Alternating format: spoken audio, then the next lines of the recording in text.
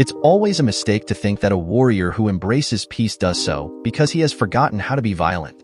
That has been a truth for years, as long as there have been warriors in the world. I had walked away from the violence many years ago. Every day I took one of the mantles made me feel dirtier, heavier with muck, like a blanket that got more and more tainted with each drop of blood that I had spilled. I know the cliché. I had spent many a day laughing at it each time I read it in other stories. But there is something in each of those stories that reminds me that those words are fiction, imaginations from the minds of people that perhaps had seen too many movies.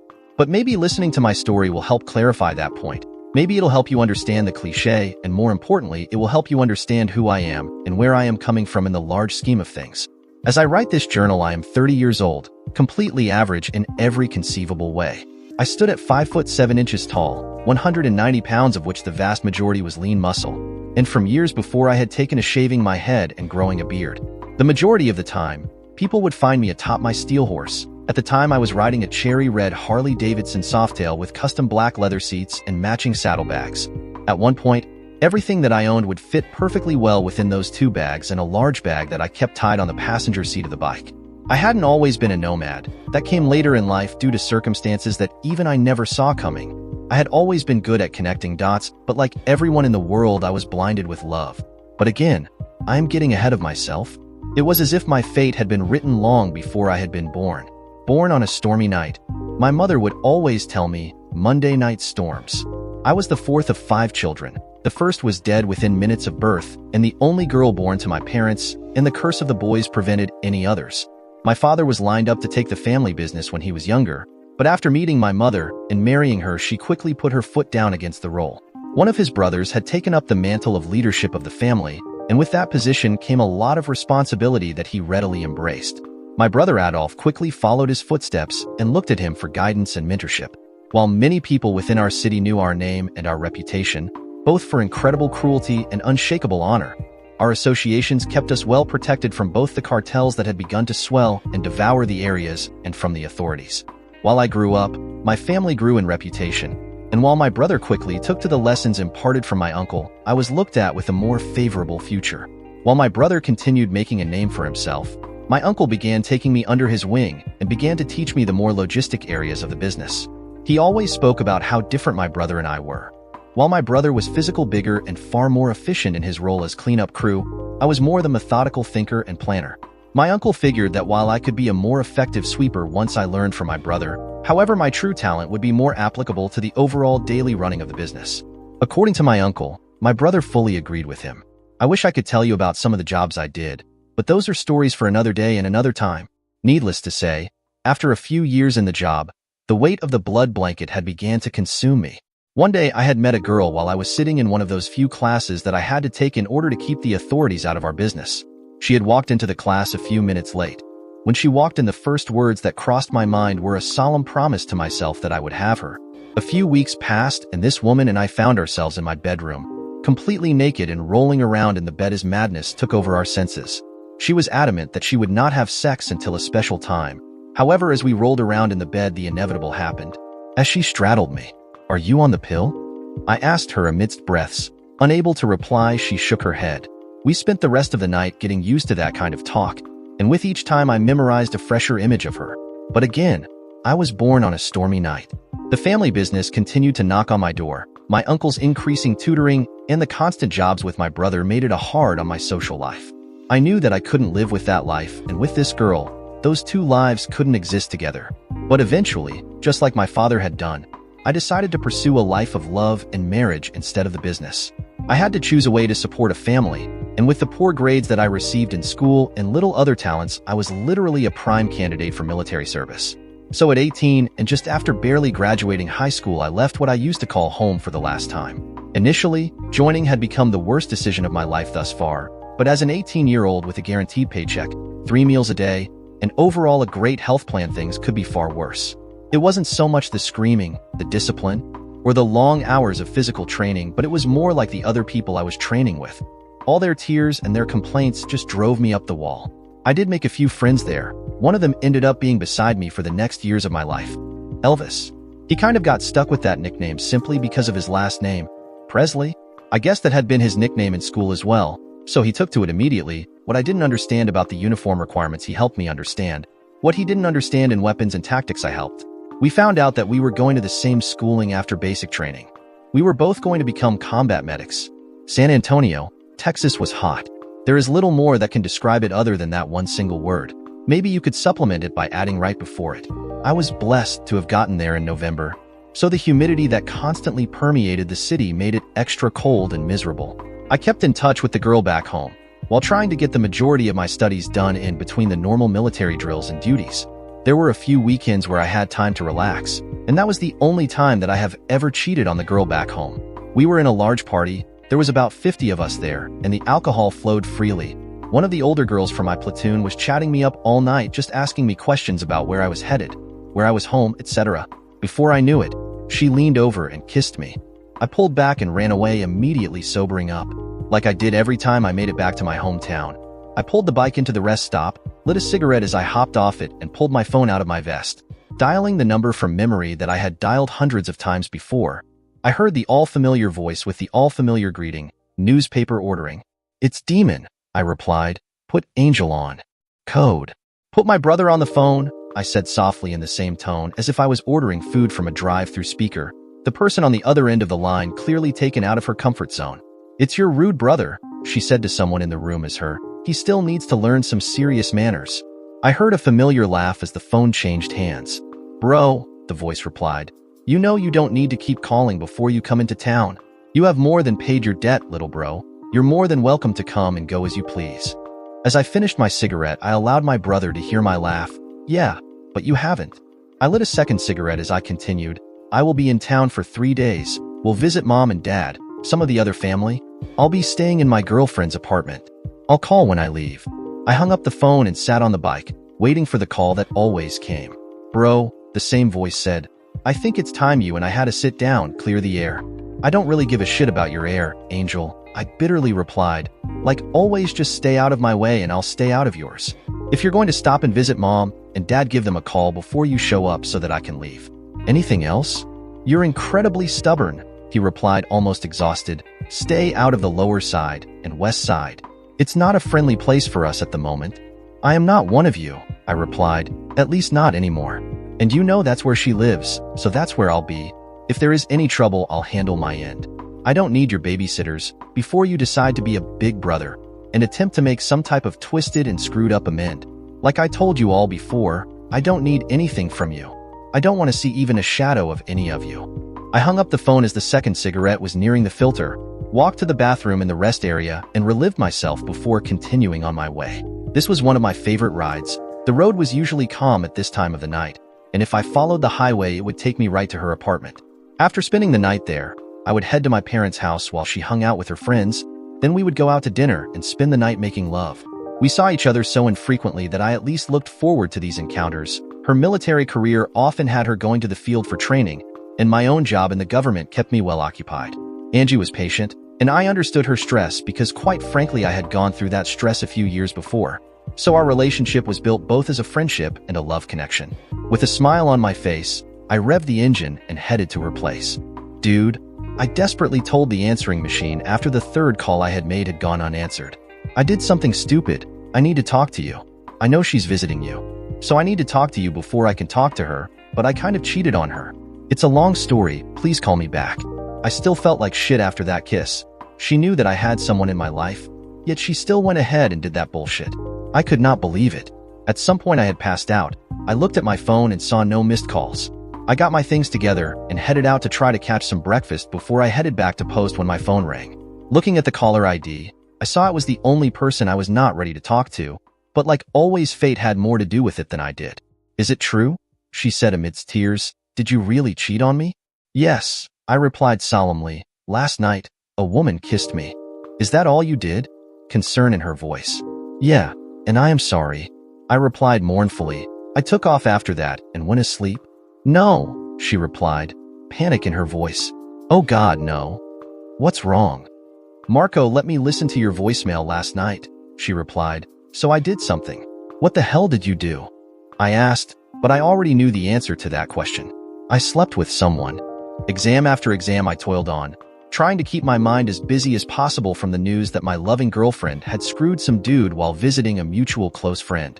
While my mind kept yelling that I should just walk away, my heart kept throwing me for a spin. I would soon graduate from my schooling and move on to parachuting school. Nothing like having a heavy heart while learning to fall from 10,000 feet in the air. And my loving girlfriend and I continued to talk, though not as freely as we had before while our relationship was in its heights. But as soon as she dropped those news on me, in a training environment, it's like shooting fish in a barrel. The first one that passed through the sheets was the same girl that had kissed me and caused this entire episode in the first place. Harper was her name, and while a little older than me, she had a body to kill for due to her years as a volleyball player. Our coupling was not loving in the least. Rather, it was wild, savage even, and she loved every second of it. After I hung up the phone, she was the first person that I ran into. All it took for her to seduce me was to simply ask me what was wrong as she saw the pain in my eyes. I pulled her in for a kiss, which led her to pull me into her hotel room. We have wild and amazing sex. Somehow I made it through the intensive questioning from the normal cabbie that I called every time I went into town. He was a good guy overall, and while I am sure he had a long list of customers, he more than embodied the vision of the cabbie confessional. What's said in the cabbie stays in the cabbie. Eventually our own relationship would develop into a friendlier one, but for the time being we were limited to just acquaintances that happened to share multiple business contacts. By the time I made it back to the barracks and into the open bay, my heart felt heavier again, not by guilt but by unadulterated anger. I had given in my heart, and instead of waiting to talk to me, she decided to take her revenge to even things out, my former best friend's suggestion as a result of my voicemail. When I told her the sordid details of my cheating, I couldn't understand her through a long series of sobs and wails. She tried to give me the details of her night, but I hung up before she could say much. I was not in the mood to help her ease her guilty conscience while I carried the burden of pain. It would only be a few more weeks, I told myself, and the last words I would say to and about the situation were a reminder of my next stop in training and a fleeting hope that somehow my parachute would fail to open to help end the pain once and for all. The next few days I saw Harper in training. Her smile often told me that she wanted a repeat of that night, and I couldn't have agreed more with her, but I was distracted from the normal duties I had often done without much thought. I often did my laundry on Wednesdays, a habit that I retain to this day, as most of the other people did their laundry either on the weekend or waited until Monday to do it. The ones that thought themselves smarter, which were just as many as the weekend crowds, would wait until Tuesday to do their own, leaving all the equipment open for me to use on my Wednesday laundry day. There were a few nights when the drill sergeants would come up to me while I studied in the laundry room as my clothes washed, often to just screw with me, but more recently to help me study. Some had taken a rare liking to my habits and my hard work. I was the quiet one in most of the group activities and a smart man during our routine military drills. It was not rare to hear one of them yell at me while I did a large number of whatever particular exercise that particular DS felt like making me do. Soldier medic. A familiar voice interrupted my train of thought. DS Harris entered the laundry room as I sat on top of the washer that currently housed my clothes, my normal textbook missing along with the mandatory battle buddy that was required whenever a DS spoke to us. This was for mutual protection from any allegations, and for other safety reasons. However, my laundry habits often made it difficult to secure one for this activity, and the DS normally did not mind us being alone so long as we stayed in the company area. Drill sergeant. I immediately jumped up from the washer and stood at parade rest, as was the custom when addressing non-commissioned officers. Relax, soldier medic, he replied while removing his brown round DS hat and running a hand through his neatly cut hair. This particular DS had taken a liking to my personality, and through our talks I had learned that this was his first class of trainees after his return from the invasion of Iraq and an 18-month deployment. This is more of a social call. Have a seat. Roger, I replied, the famous military response to just about any question as I resumed my seat on top of the washing machine. The first time I had run into DS Harris had actually been off-post, in the famous Riverwalk in San Antonio. I was sitting outside one of the many restaurants in the area, with a beer in one hand and a cigarette in the other, both huge no-nos for trainees. As I laughed and joked with some of my fellow classmates, I felt a sudden hush fall on the group while a finger poked me in the back right shoulder. I didn't need to see who it was. The terror in my classmates' faces told me enough as to the owner of the finger poking me in the back. I knew I was screwed. Soldier medic, are you supposed to be smoking? DS Harris stood looking at me. Even in civilian clothing, it was clear that this was an authority figure, and while he was well within his obligations to make a scene and embarrass me completely, he kept his voice to a strict and far scarier tone. Negative, drill sergeant, I replied. There was no use in lying. I still had the burning cigarette in my hand. And, soldier medic, he continued, aren't you a little underage to be drinking? Roger, drill sergeant, I replied, again knowing there was no point in lying. How did you get that alcoholic beverage, soldier medic? His tone never once changing, though his face got ever so close to my own. As my table mates tried to escape, his freezing glance held them in place. Don't tell me you broke the law and used a forged identification? That would be a serious infraction. Negative, drill sergeant, I replied. So far, honestly had saved me from embarrassment. I figured I might as well stick to my guns. I just asked for one and they brought it. Are you sure none of your buddies here got it for you? As he looked at the others in the table, the color in their faces faded even as they shook their heads violently from side to side. D.S. Harris reached towards the table, securing my pack of cigarettes and taking one out. As he retrieved a lighter from his own pocket and lit the cigarette, he looked at me, and as he walked away he said, "Carry on, soldier medics." Of course, when I showed back on post following that weekend, he took special care to rid my body of any toxins from the beer and cigarettes, often laughing at my constant complaining. He often remarked how it was my honesty that made it so difficult for him to issue his corrective training. But after that weekend, there was a special rapport built between him and I. "You seem distracted, soldier medic," he said as he leaned on the dryer just across from where I was seated. "You're not your usual self. Drills usually sit in the office and look at you as you walk in every Wednesday with your laundry bag in one hand and your book on the other. This time, D.S. Anderson saw you weren't carrying your books, plus your latest test scores weren't really up to par with your usual performance. Want to tell me what's going on?" "It's just some personal life bullshit, drill sergeant."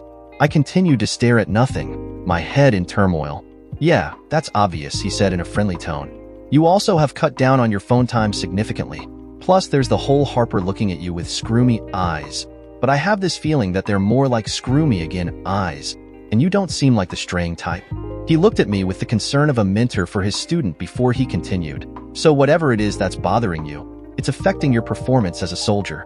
I looked at him and told him the story, how I had met Anne and how she had told me she had slept with someone else after my own slight indiscretion. He didn't offer any advice or ask anything while I talked, just nodded his head in understanding while I told him my story. "Did you ask her for the details?" he asked after I had finished my story up to screwing Harper's brains out. She tried to tell me a few. All she got out was that it was my former best friend's housemate. I guess she was so distraught that he locked her out of his room, and she went to sleep in the couch when the douche walked in. It took him less than 10 minutes to do what it took me months to get from her. I just hung up and haven't really talked to her since. She leaves me voicemails and sends me texts, but I rarely listen to them, and the texts I just delete. I was looking at the ground trying to find an answer there. I had never considered myself the touchy-feely type, especially with another man, but being able to tell the story to another person felt overwhelmingly better. "You know a few of the drills here deployed with me?" D.S. Harris said, though some of them got lucky with shorter deployments. Some got 15 months, few others got the 18 months like I did. But he stopped himself as if trying to find the right words. "But there are 4 of us who share much more similarities." He looked at his hand, and for the first time, I noticed a slight tan line where once a ring had been. Mine took the longest before she got too lonely. After about 3 months, she had her new boy toy driving my truck to the grocery store while I was too busy dodging RPGs and bullets. Oh God, it was all I could say. I could relate to what he was telling me at that very moment. I knew I couldn't live with it if I knew the details, and I knew more firmly that I couldn't live with that cheating bitch. Anger suddenly embodied his otherwise professional tone. I was lucky that we didn't have any kids, but some of the other guys weren't. Their own divorces were far more bitter than mine. Of course, even my own family initially took her side, his anger almost swallowing his tone. But when the truth came out, they decided it was best for them to stay out of it. Does it ever get better? My voice was almost cracking, betraying for the first time my true feelings of hurt. "No," he solemnly said, "but the distance helps. Not knowing the details helps even more." One of the guys sat and listened to all the details. Screw the guy can hardly look at another woman without immediately remembering the bitch that tore his heart out. But the distance, the same distance that caused the breakup, is a blessing in disguise. You don't have to see her every day, and eventually you will learn to either forgive her, or you will hate her with the core of your being. But don't feel bad about what happened with Harper. It's a natural thing. Sort of trying to prove to yourself that you are a man. I did something similar. Shit. I think every man in that position does something similar. For now, just focus on yourself.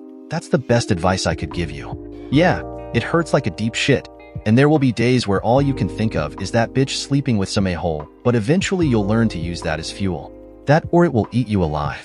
As he finished those words, the door to the laundry room opened and there stood Harper's roommate, the same girl that had seen my performance not so long ago.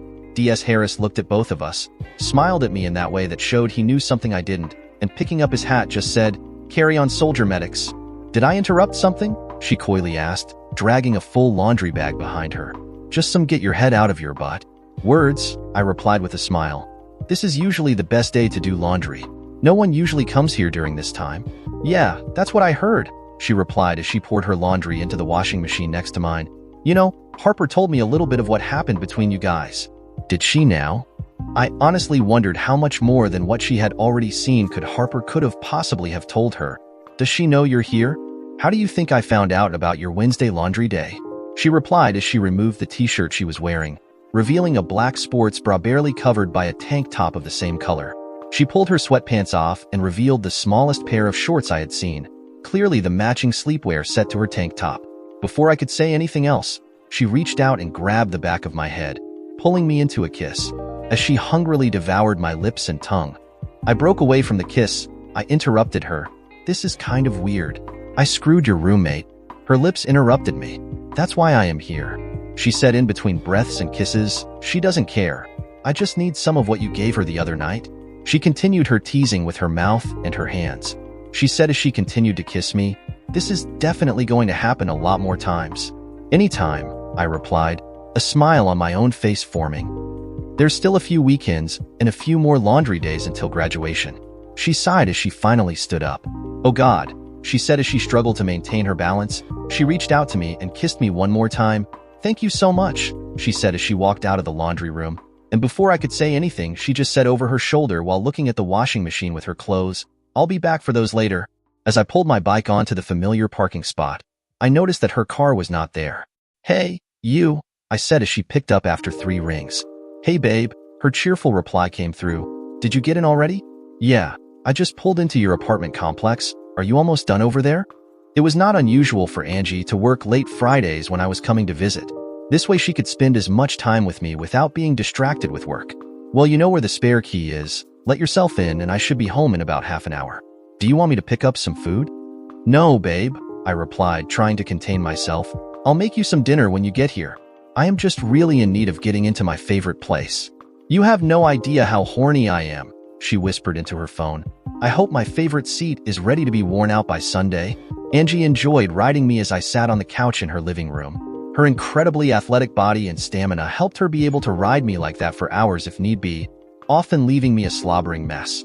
"Prove it," is all I would need to say to get my point across that she needed to hurry and finish her work. Our relationship had begun as sex buddies, but eventually it had morphed into a more loving one, with both of us having an insatiable desire for the other. "Make sure you remember my apartment rules when you're in town, baby," she cooed. "No clothes?" "It better be just a rule for you and me, punk," I said in a playful fashion. She was more than aware of my incredible rocky past and knew that I had more than a few trust issues. But she also knew that I trusted her tremendously. "I guess love can make you stupid. You know it is, lover," she said with that voice that melted me.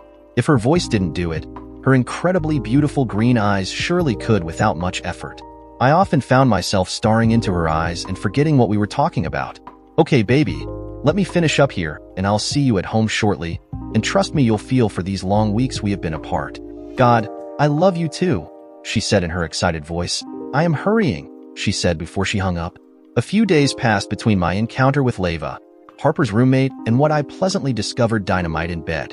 We hadn't much time to get together. The exams and hands-on skills tests were taking up a majority of our time, and the few hours that we did get together were focused on preparation.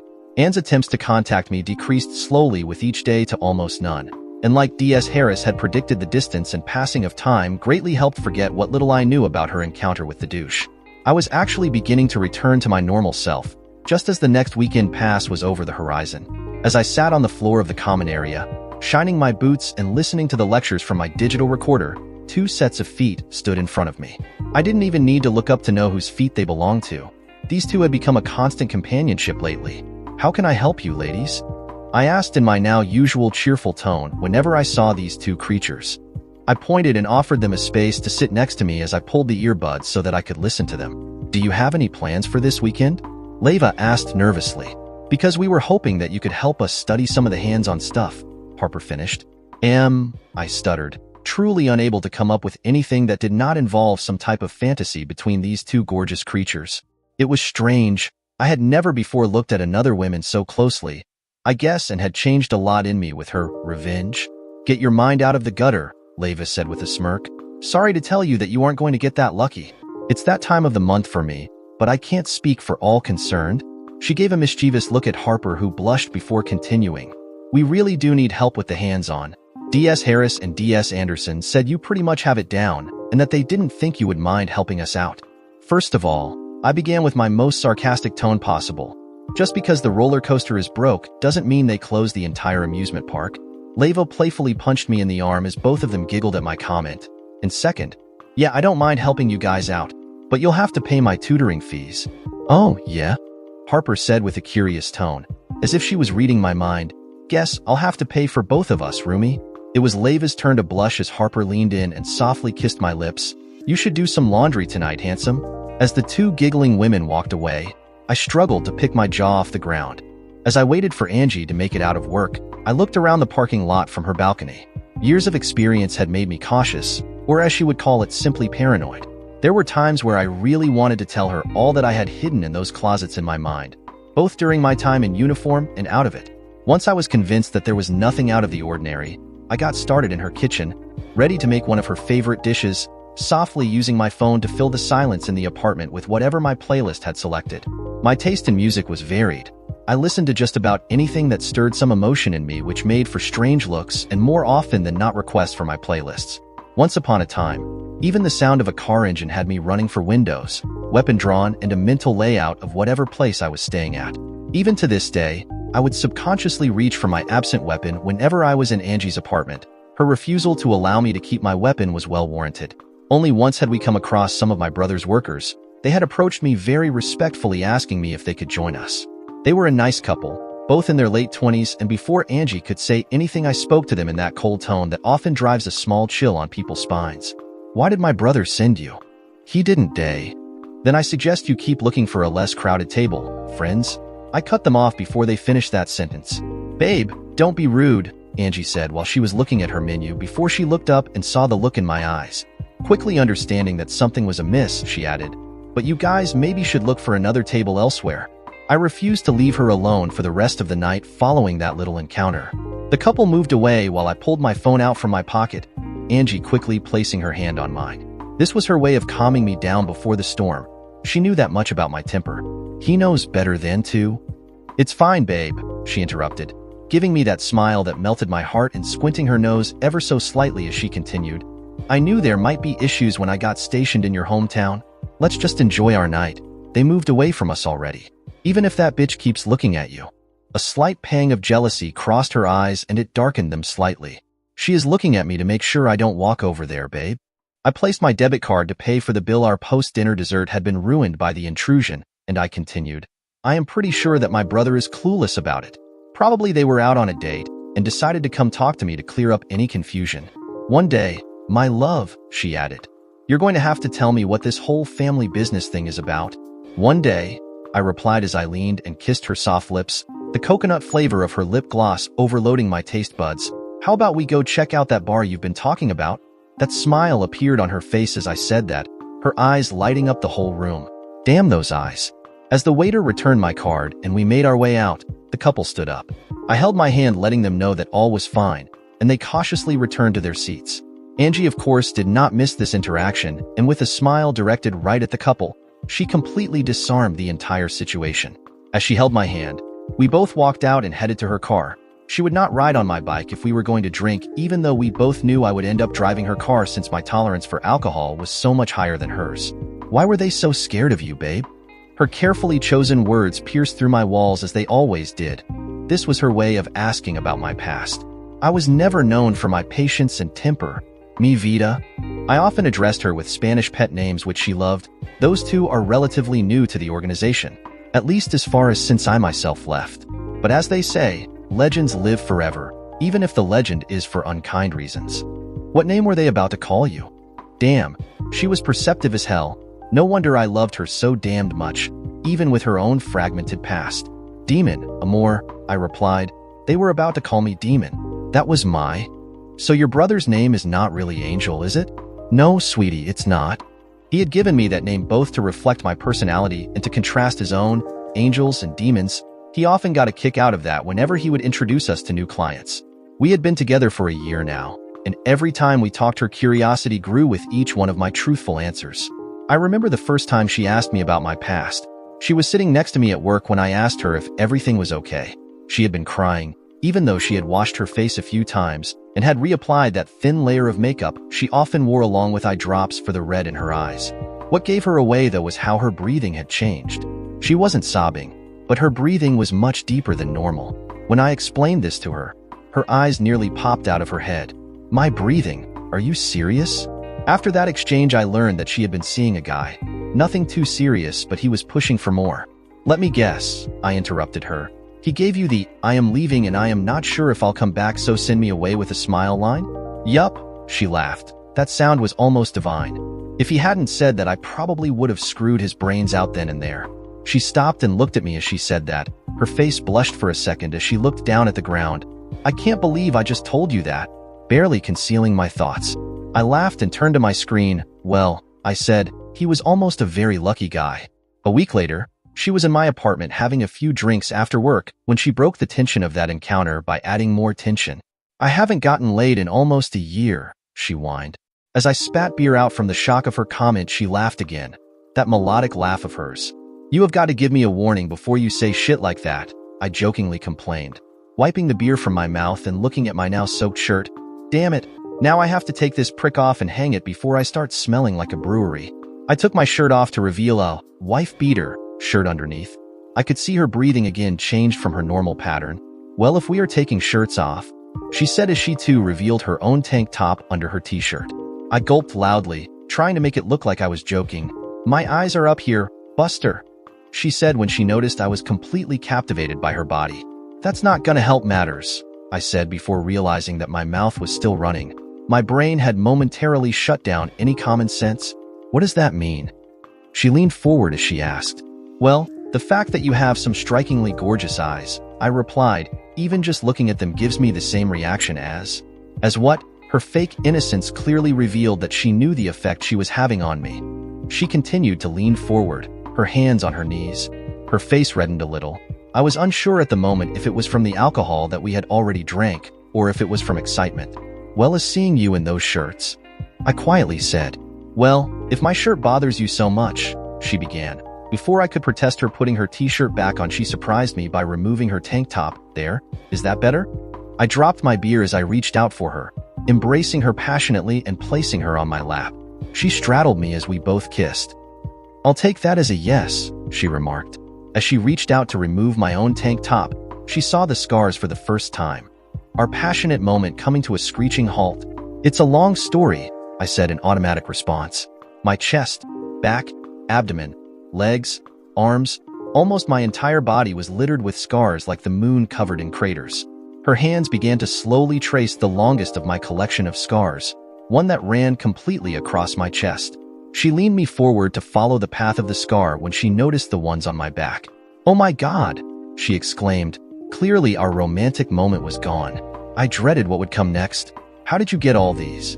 Like I said, I replied, unconsciously reaching for my tank top. It's a long story. She ripped the shirt from my hands, and ever so gently she leaned her head forward, carefully tracing the path of my scars with her lips. Each kiss was loving, as if she was trying to erase them with each touch of her mouth, her hands freely roaming throughout my entire upper body. How did this one happen? She had moved to another scar, this one in my lower back, and other than the one across my chest, the one that usually caught people's attention. Stab wound, I casually replied. The guy had seen far too many movies and thought that if you turned the knife, it would make the wound untreatable. Why would someone stab you? Were you being robbed? She sat up straight, looking into my eyes. Well, he was trying to kill me.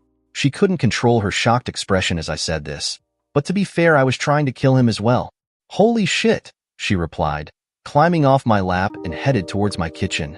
She opened my refrigerator and retrieved 2 beers, then made her way back onto my lap, again straddling me. You know, some of the nurses at work always talk about your eyes. What do they say? She was trying to change the topic of conversation, clearly uncomfortable with the turn of events. but I wasn't going to complain about it. It wasn't one of my favorite topics either. Well, she began, stretching her back like a cat before continuing. Most of them say that you have these deep eyes that show a lot of pain and suffering. It's a weird balance between all the beautiful things and all the terrible things. Like your eyes have seen far too much, too soon, and they are always looking far ahead. But when you look at someone, she paused to take a long drink from her beer. Well, one of the nurses said that when you look at me, it's like nothing else matters around you. Like I am all in your world. As you look at me with those piercing brown eyes of yours that change color depending on your mood. It's simply breathtaking, and I absolutely love it. Well, I am glad you like my eyes, I said as I took a drink of my own beer, before she continued. But just now, when you started talking about the guy that tried to kill you, well, your eyes were far away again. There was this emptiness in them, and all I wanted to do was hold you. She moved to hug me while she finished. If you want to tell me the story, I'm all ears. Not much to tell, love. That happened in Fallujah in '04, during the siege. My group was called in to help secure some contractors that had been trapped in a building. They were being suppressed by small arms fire and shoulder-fired grenades. While our sniper identified targets, we moved about trying to break through their lines in order to reach them. After about 30 minutes of engagement, we moved in and found that 2 of the contractors were injured. I started life-saving procedures. One of them had taken a round to the side and was having issues breathing. The other had taken one in the leg and it was broken. When I moved in past a nest of insurgents, one of them got up. He had been pretending he was dead. That prick drove his knife into my back, but my aid bag got in the way so he couldn't completely get the right angle of attack. Because we were a fast strike team, we didn't have time to grab all our equipment, so I didn't have my body armor on. As soon as I felt the knife penetrate, I turned and elbowed him in the face. When he fell, I drew my Beretta and put 3 rounds into his head. She stared blankly at me. You almost died.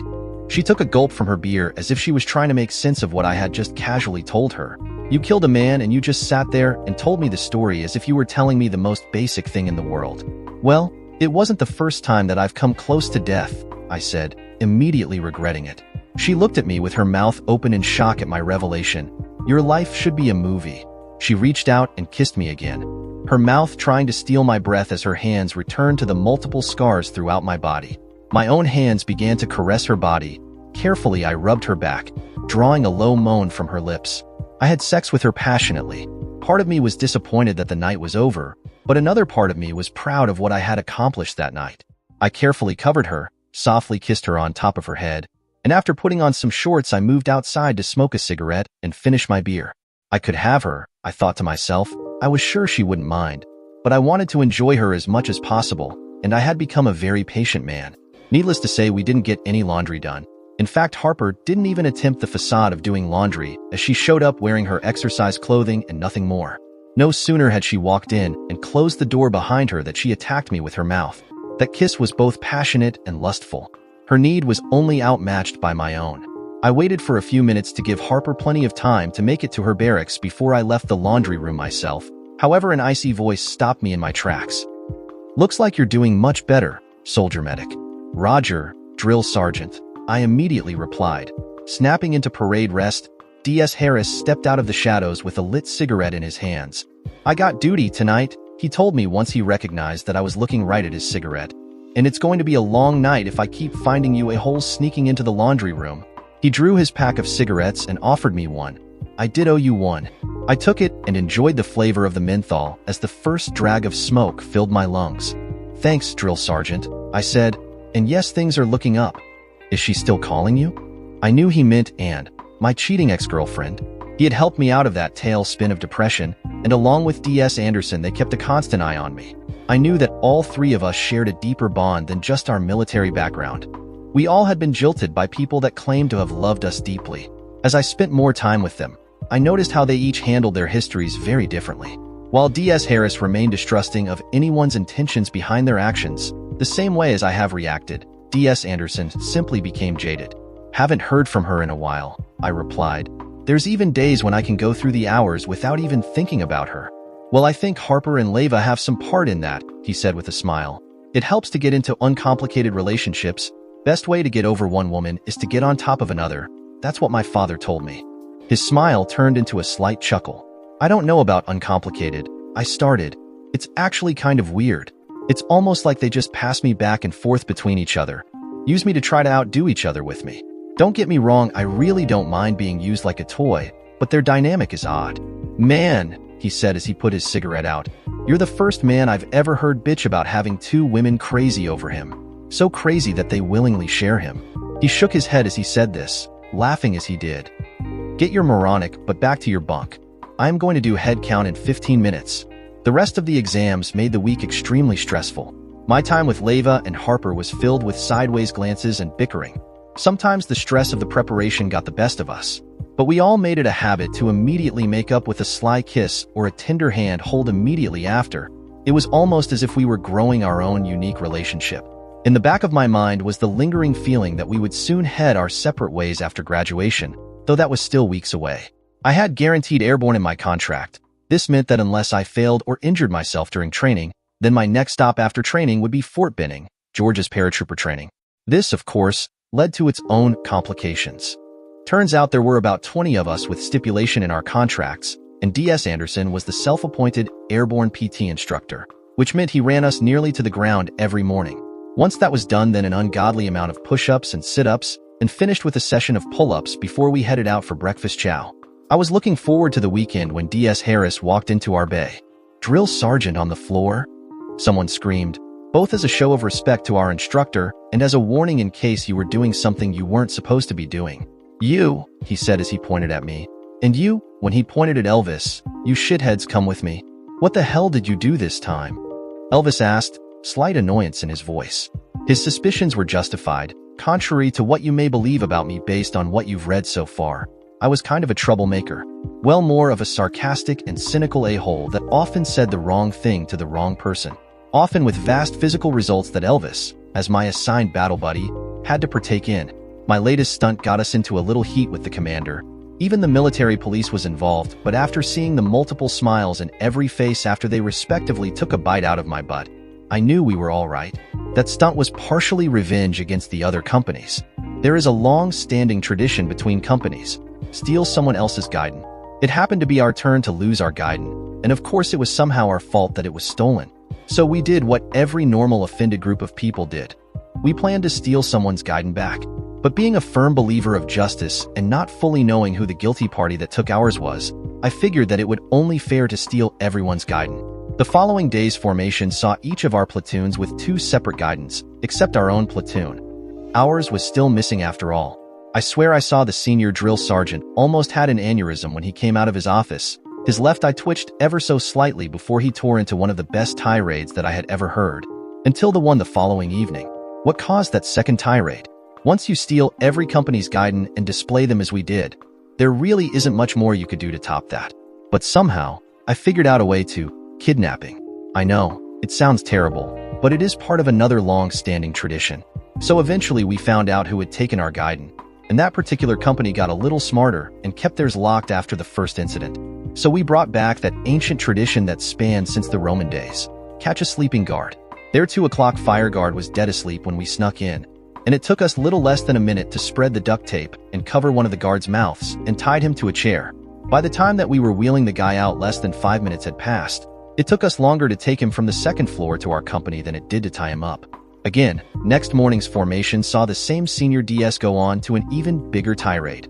A long session of corporal punishment and a long string of military police vehicles in the company area.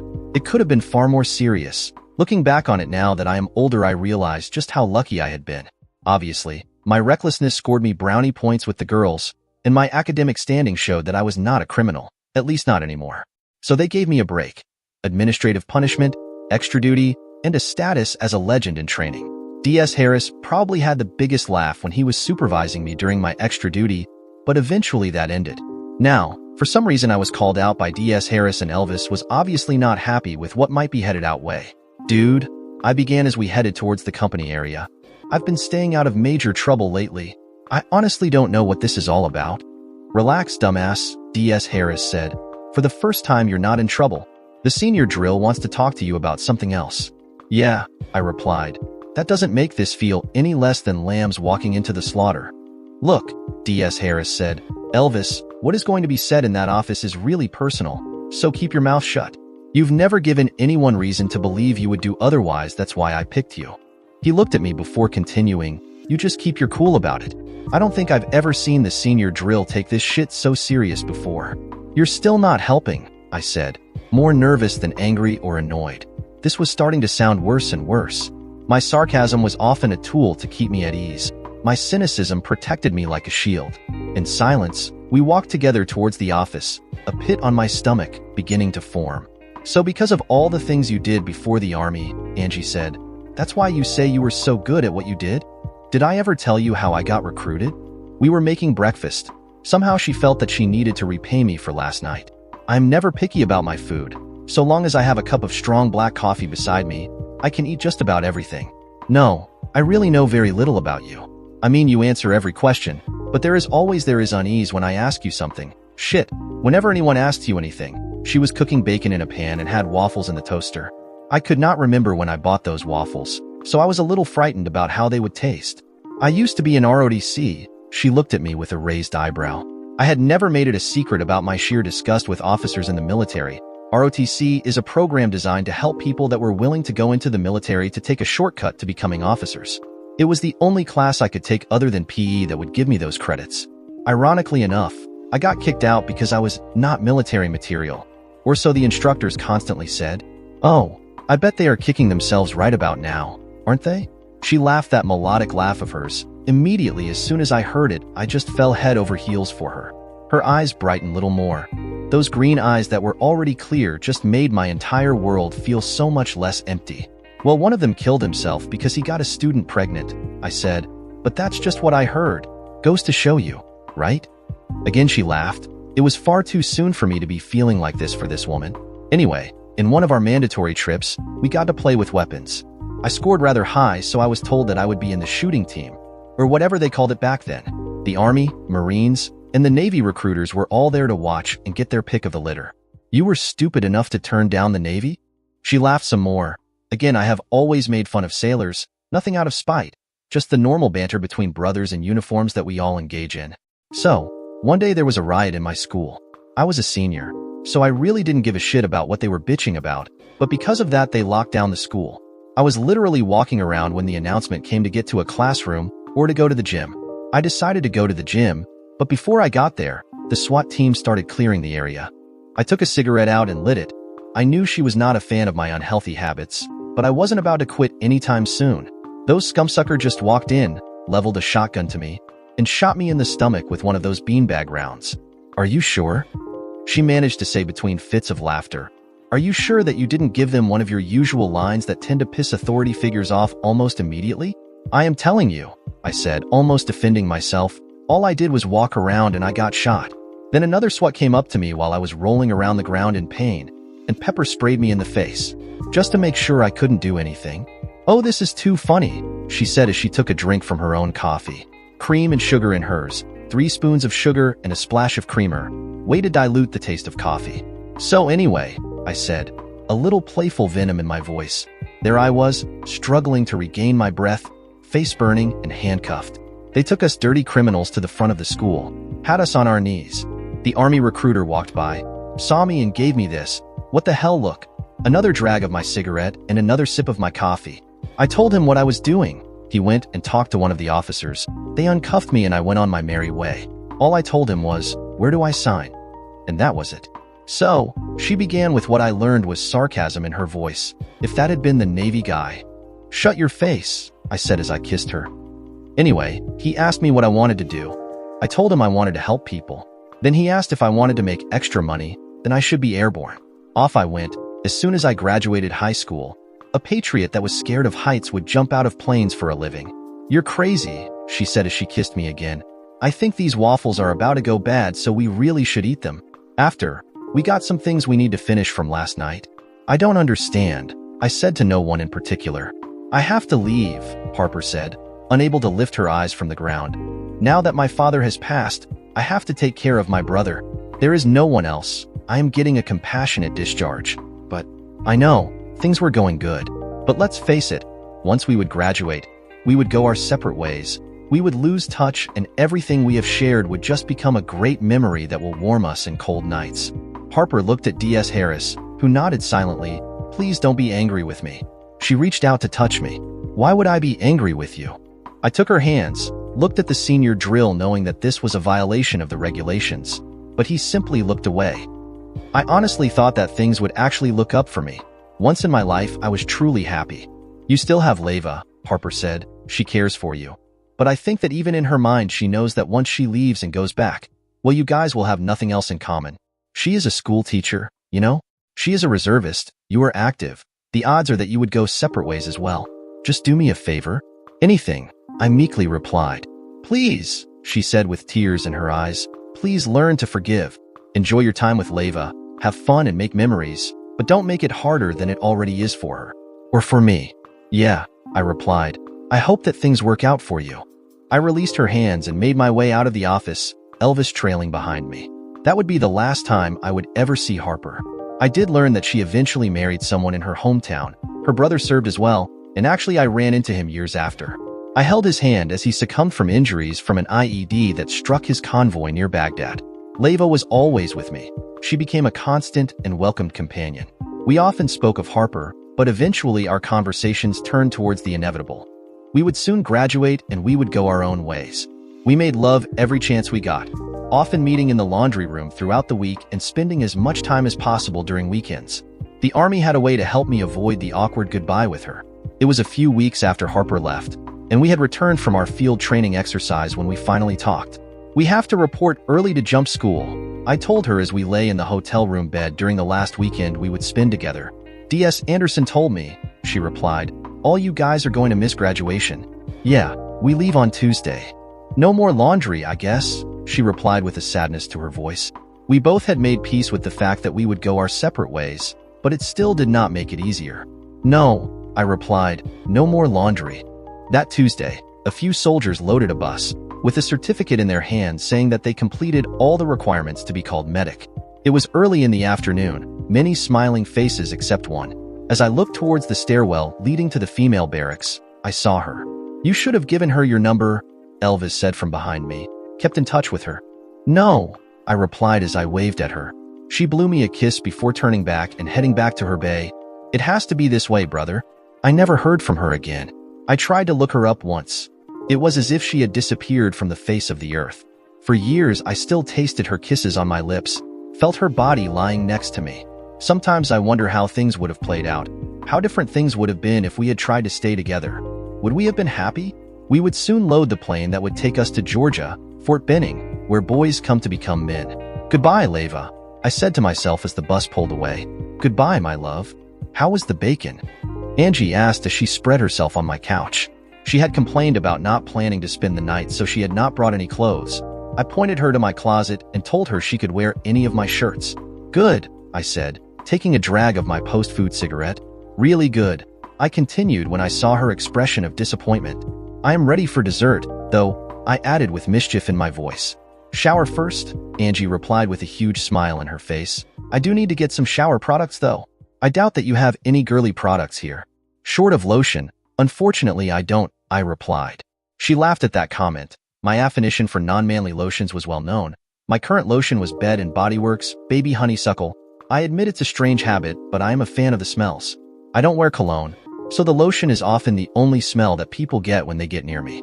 Okay, she replied. Let me run back and get some stuff and I'll be back. She reached out and grabbed me while pulling me into a passionate kiss with the other. Keep this warm for me, lover. 3 weeks in beautiful Georgia. I wish I could say that. Honestly, I wish I could. But those 3 weeks were miserable. I am sure that if I had the opportunity to go out of the base and actually experience the life in the state, mingle with the locals, and eat the local foods, then my opinion would have been different. D.S. Anderson had been good. He prepared us physically for what would come during 0 day. He also gave us the best piece of advice I had ever received. Move to the second or third place in the line for the PT test, he told us. The first is usually the one they use as an example. The first couple after will be graded fairly, but the last ones will be under huge scrutiny. Once they have enough students, they will find little mistakes to eliminate people. He was right, of course. From the group that left Fort Sam Houston, only 5 of us made it through 0 day.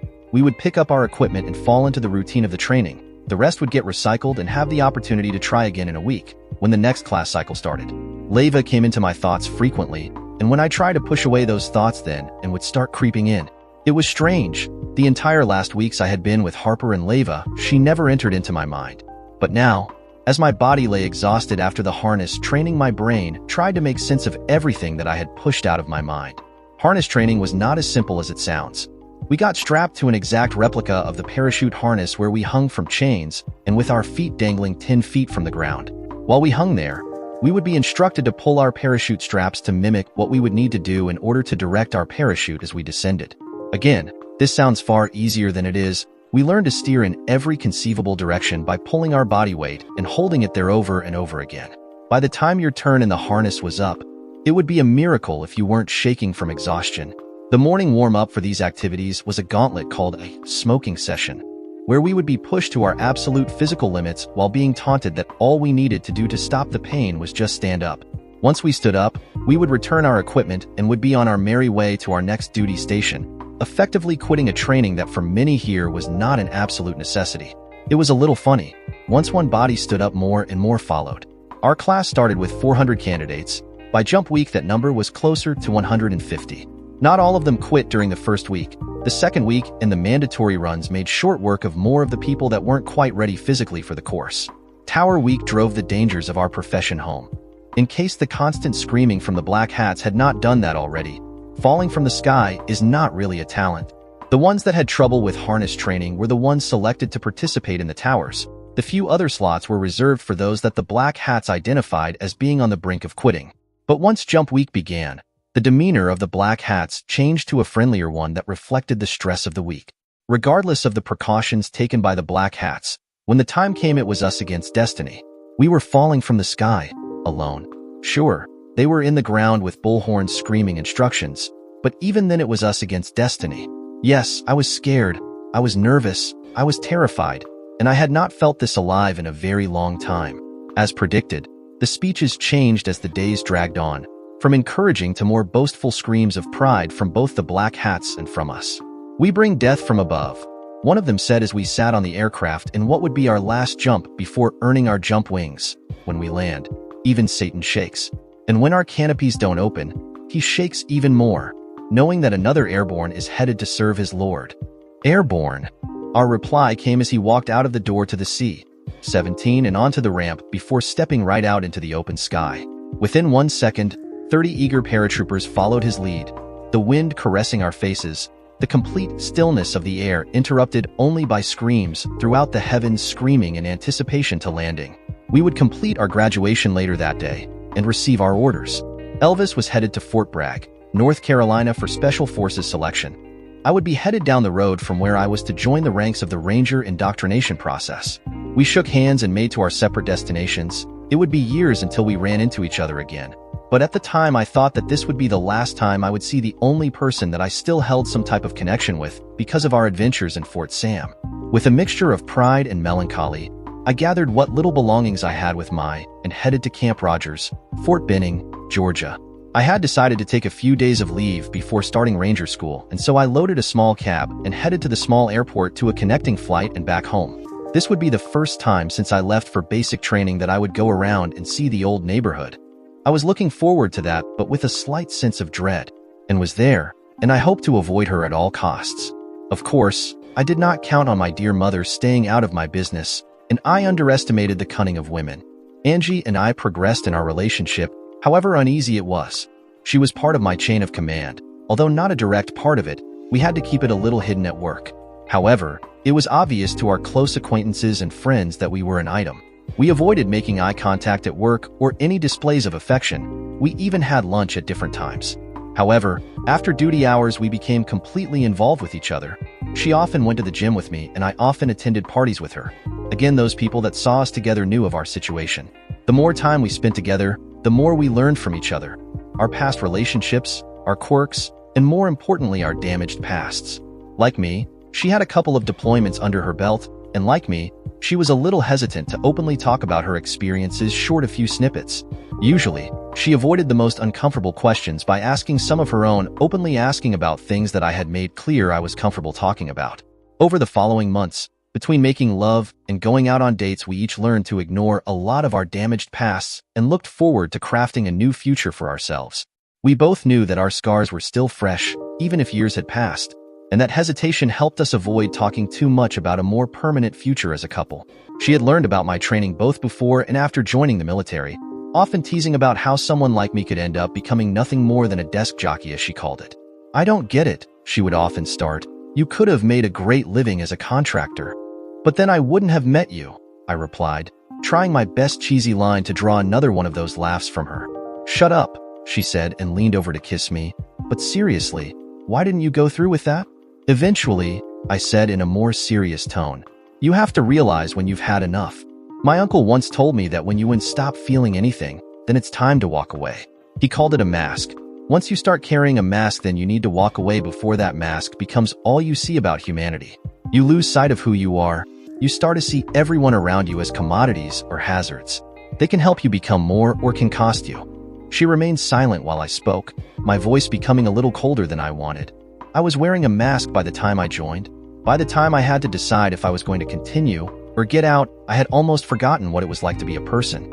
I did become a contractor, though, but I remained stateside to try to get a break. I helped train people that would be headed overseas, some of them that did not return. "It's not the same," she began, again reaching out for me in that caring fashion that she had taken to every time she felt that she had pushed too far. "Yes," I replied, "it was the same. I was preparing them. I failed them at some point or another. They did not come back because I did not prepare them for something." I looked at her. "You know the feeling, don't you? That somehow, something you didn't do right made you lose someone." "Yes," she meekly replied. "We each held onto each other in support. But sweetheart, it's not the same. You did your best, I am sure. You aren't responsible for their mistakes. You aren't responsible for what happened." Tears were forming in her eyes. She clung to me almost desperately, as if I would float away from her, and she was the only anchor holding me to the earth. "I was always good at one thing, babe. Putting holes into people," I said. "After joining the military, I became good at patching up those holes. That simplicity helped me make sense of the chaos that was expected. I became a damn good medic, but I sometimes felt like that spark was gone, like a lion in a zoo. So I got out of contractor, and got me a simple 9 to 5 to pay the bills until I figure some things out." "What kind of things are you trying to figure out?" She stopped crying. I think part of her knew that the cheesy line was coming and was prepared for it. "I don't know yet. All I know is that I want you there when I do." She playfully hit me in the arm, even as she tried to pull me in for another kiss. Sometimes my cheesiness helps. I paid the cabbie that had dared take me to my parents' house and gave him a huge tip. I knew that most of them wouldn't have dared coming this far out of the city, so I showed my appreciation to him with my wallet. It was still early in the morning. I hadn't called ahead to surprise my parents. I knew my father would be out working, so it would give me plenty of time to listen to my mother's gossip while I waited for him to get home. It was almost as bad as I had anticipated. She hugged me. She yelled at me. She asked me about my training. She wanted to know everything, but did not give me a chance to tell her anything.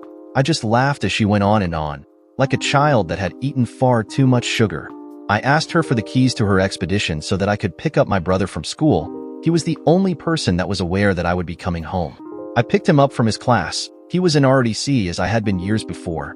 I was still in uniform as he had asked me to remain while I picked him up. He walked me to his classroom and introduced me to his primary instructor. "I bet you know who it is." He looked at me trying to place me. I had to remind him who I was, and my hair was very different from when I was in high school to that day. Back then I had a shoulder-length style that was the rage with the metal heads of the day. By the time I had returned, I had been sporting a clean-shaved face and head. It made it easier for the helmet, especially with the extra foam pieces required for airborne operations, and with the constant movement that I knew would be coming through Ranger School.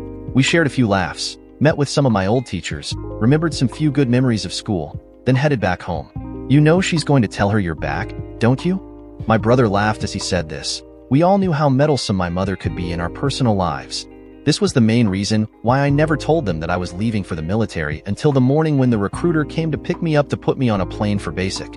"I told her I did not want to see her," I replied, "so hopefully she doesn't invite her over." Dude?" He had that tone in his voice, that tone of "I am about to learn something that someone should have told me a long time ago." I learned to hate that tone years before. To this day I hate that tone. "You know that she's renting the little pool house in the back, right?" "First off," I replied, "of course my mother would. It can't be a pool house if there is no pool." My temper was misdirected. I knew this much, but this was some classic bullshit my mother had pulled. Second, why the hell is she living there? "Oh man," he replied, That's something you need to talk to them. I am not getting in the middle of it. For God's sake, mother. I began as we walked into the house. You just can't help yourself, can you? You always got to get in the middle of shit that is none of your goddamned business. Now my temper was properly directed. Watch your mouth, she replied. And what are you talking about? Oh, don't give me that sainthood innocence, I replied even as my brother ran into his room. You damn well know exactly what the hell I am talking about. She needed a place to stay, she began. That other tone I learned to hate. This one being the I didn't know I was doing the wrong thing tone that my mother often used. She's like family, so I let her rent the house.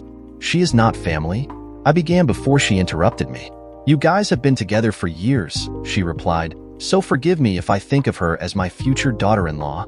We aren't together, mother, I hissed. You know that. So whatever game you were playing at, stop now. You guys will be together before you know it, she replied matter of fact. I am just making sure she is here for when you get your head out of your butt and put a ring on that girl. We are having a cookout tonight, and she is invited. So behave yourselves, your uncles and aunts will be here. I knew that cookout meant that I would be doing the cooking. I also knew that my family being there implied that there would be a lot of alcohol, and I also knew that behaving meant that I was expected to talk to and, you're a piece of shit. I spat at my mother as I walked away. You mind how you're talking to your mother, she replied, holding a wooden spoon in her hands. I am very familiar with said spoon, but it no longer scared me too much. I'll mind her as much as she minds her business, I answered as I walked outside, more than ready to light a cigarette. As I lit the cigarette, a voice interrupted my foul mood.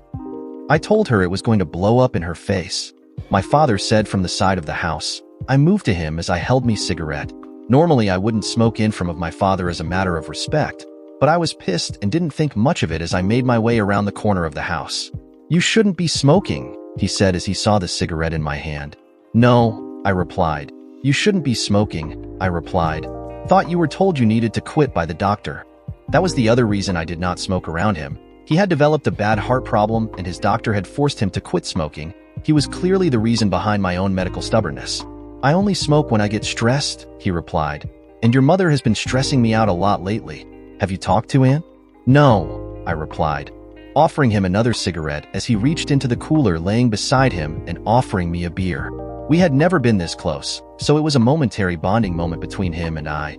Just got into town, haven't gone back there yet. It's just the same, he replied as he lit the offered cigarette. Think she's still at work. Her car is not here. Son, he started, looking at the ground as if searching for a way to tell me something that he knew would piss me off. Your mother has taken it upon herself to teach and how to win you over. We got into it when she first started doing that. I slept in the living room for a few nights. Then I kicked her out of the room, told her if she wanted to spend so much time with, and then she should be the one out of the bed. She spent a few nights over there before she came back. I didn't fight it too much because Ann was in rough shape when she got back from wherever she had gone. Talking to your mother brought her back to the world of the living. I had told her to let it be, I replied. But that's like some code, only she knows that means get your nose in my business, and off she goes. Just be cordial, son, he said. I guess he knew that I would have to eventually talk to Ann. Let me take a shower and we'll head to the store to buy whatever we are going to need for tonight. Before I could say anything, he continued, I walked in when she said that. That's why I am out here in my stress relief. I'll be out here, I replied, fishing another cigarette from my pack. I'll go off on her if I go back inside. She means well, son, he replied. You can't blame her for that at least. I knew he was right, but I also knew that she was trying to play poker with a deck of Uno cards. So I finished my beer and went inside to my old room to get ready for a trip to the store. I never told them the reason for our breakup, partially out of shame and partially because I knew that my mother would get herself involved in the situation, even more than she was even now. The trip was quick. We got chicken, some pork, a few hot dogs, and a few pounds of chorizo. This was one of my favorite dishes. You take all the meats and finely chop them and mix them together. Then you cook it over a fire on a steel disc, slowly pouring a beer over it to keep the meat moist and turning it to make sure it cooked evenly. After a few hours, you throw some tortillas over the meat to heat them up, then you walk away unless you want to get trampled by the hungry hands that would reach into the dish in order to serve themselves. Usually the ladies would push their way through, serve themselves and the children, and then they too would wisely move out of the way. I have made this many times before, learned it from my father, but he always told me that somehow I made it much better than him. I was never sure if he simply said this to make me cook or if he truly meant it, but truly it didn't matter to me. I actually enjoyed cooking for the family. and was there. She had busied herself helping the other ladies prepare other side dishes, and wisely she avoided talking to me at any time during the party. As people started leaving, we had less and less reasons to avoid each other. And with my mother's not-so-subtle meddling, we constantly found reasons to run into each other. She tried to smile at me once, but I looked past her and it seemed like she got the point. "For the love of God," my mother said, "would you just talk to her?" "How many times?" I asked my mother with a smile on my face. She softened for a second, thinking she had finally won me over. "How many times what, honey?" Even when she was trying to be nice, her tone annoyed me. "How many times did I tell you to keep your nose out of my business? How many times did I tell you not to do this?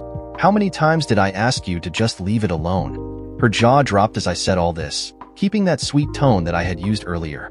She stood dumbfounded as I finished asking those questions, and within earshot. I walked away and joined the few remaining guests as she stood there. Out of the corner of my eye, I saw that and immediately rushed over to help her. As the last guests left, my father and I joined me for another secret cigarette. "You know she's not done, right?" I knew what he was talking about. My mother had a successful career at manipulating my two older brothers, so it was only natural that she would try to do the same to me. I could see her claws digging into my younger brother, but he also paid attention to the way I was standing up to her, and I could see the rebellious phase beginning to form. "I know," I reluctantly said. "Like you said, I know she means well, but she needs to learn her place, and that she does not have the right to meddle in my life. She doesn't even know why Ann and I split." "Yes, she does, son." My dad looked over at me, pain clearly painted in his eyes. "She told us right before she moved in. She was afraid that if we found out from you that we would kick her out. So before she moved in, she told us she had screwed up and screwed some guy. I didn't ask for many details. I'm sure your mom knows all about it though. So why the hell is she putting so much?" "Son," he interrupted, "you'll break your head trying to figure that shit out. You need to listen, though. Don't fly by the seam of your pants. Cooler heads will prevail." He finished his cigarette before moving inside. "And son, don't let the firing squad wait on you. You wait for them, make them rush." I knew what he meant. It was an old idiom our family used. It implied that whenever facing bad news, it was better to get over it and approach the subject in your own terms. Without finishing my cigarette, I made my way towards the back part of my parents' property and tried to steel myself to what I suspected would be a terrible experience. I gently knocked on the door and took a seat in one of the lawn chairs outside. The door opened, and stood there still in the same clothes she had worn during the party. She did not look surprised that I was there, but there was a hesitation in her face that made it clear she was almost as uncomfortable as I was with the situation. "Do you want a drink? I have some scotch in the kitchen." Before I could ask her, she continued, "I bought it for you to celebrate when you had graduated from your schools, before." "That's fine," I replied. "Splash of water, please." "I remember," she added. A smile formed briefly on her face, but quickly went away. I was the only one in my family that drank scotch. The rest mostly stuck to beer and tequila. But from the first time I had tasted that sweet nectar, I was hooked. As she gathered the drink, I settled into the chair, drew another cigarette out, and took a deep breath. "You wanted to talk," I said as I took the glass from her hands. She had gathered a beer for herself as she settled in the other chair. She stiffened when I spoke. "So talk?" "I don't know what to say," she said in a quiet voice. "I am sure my mother has coached you enough," I bitterly replied, "so just follow her guidance." She sniffled a little, trying to hold back tears. "It's not like that." "How is it then?" My voice was in a normal tone, but even that drew a slight jump from Anne. "When I came back," she began, "I didn't know what to do. I knew I should have talked to you, but the pain was so great. All I could think about was to get back to you, to do something for me. I thought you were screwing some bitch while I was sitting at home saving money and trying to go to school while you were partying." She took a drink to steady herself. "All I was going to do was make out with him. But when the room was locked, I figured I would just sleep in the living room. I was crying, I was a mess, and he just kept giving me drinks, telling me how it was not my fault. Before I knew it, he had lifted my shirt and had undone my bra. By that point, I just didn't care. Well, I had stopped crying and was just focused on getting payback. I wanted to feel better about myself. I wanted to prove to you that if you didn't want me, that someone else did." I didn't even feel him while I was thinking about all this. He tried to slow down. It was like he hadn't gotten laid in a long time. I just lay there. He asked me if I was on birth control, and I told him no. For some reason, that felt like a worse cheating than what I was already doing.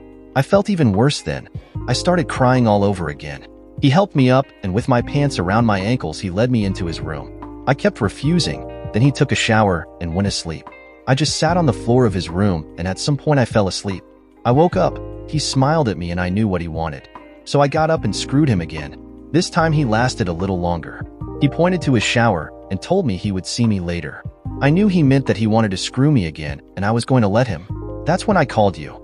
I wanted to rub it in your face then. Well, you know what happened. I looked at her silently. She reached out and wordlessly asked me for a cigarette. I grabbed two, lit them and handed her one of them.